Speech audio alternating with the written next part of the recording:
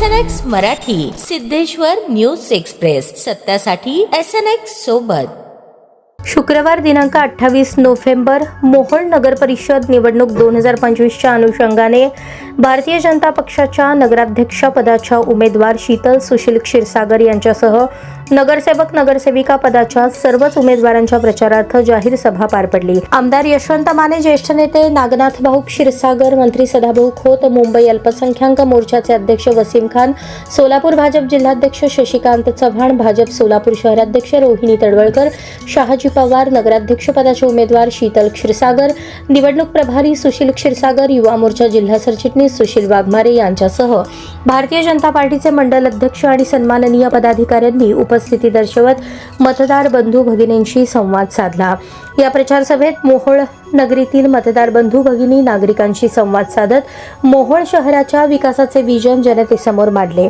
मोहोळमधील अंतर्गत रस्त्यासाठी 200 कोटी, मेन रोडच्या मजबूत बांधणीसाठी 12 कोटी तर अंतर्गत सीसीटीव्हीसाठी भरीव निधी देण्याची घोषणा केली।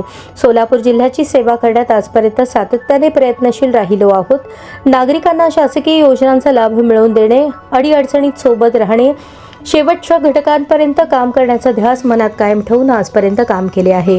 गेल्या 1 वर्षात सोलापूर जिल्ह्याचे पालकमंत्री म्हणून, जनसेवक म्हणून जिल्ह्याच्या सर्वांगीण विकासासाठी केलेले प्रयत्न ही विकास पर्वाची सुरुवात असून विकासाचे कार्य पुढेही सुरू ठेवणार आहे। मोहोळ शहराच्या सर्वांगीण विकासासाठी मोहोळ नगर परिषद भाजपच्या ताब्यात असणे गरजेचे आहे। राज्यात मुख्यमंत्री देवेंद्र फडणवीस यांच्यासारखे विकासप्रिय नेतृत्व असल्याने विकासाबाबत निधीची कमतरता कधीच भासणार नाही।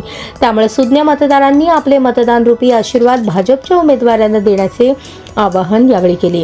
येत्या 2 डिसेंबर रोजी कमळाच्या चिन्हापुढील बटन दाबून नगराध्यक्ष पदाच्या उमेदवार शीतल सुशील क्षीरसागर आणि भारतीय जनता पक्षाच्या सर्वच उमेदवारांना प्रचंड बहुमतांनी विजयी करण्याचे आवाहन मतदार बंधू भगिनींना केले। यावेळी मोहोळ शहरातील ज्येष्ठ नागरिक, माता भगिनी, युवा बांधव तसेच भाजपचे पदाधिकारी, कार्यकर्ते मोठ्या संख्येने उपस्थित होते।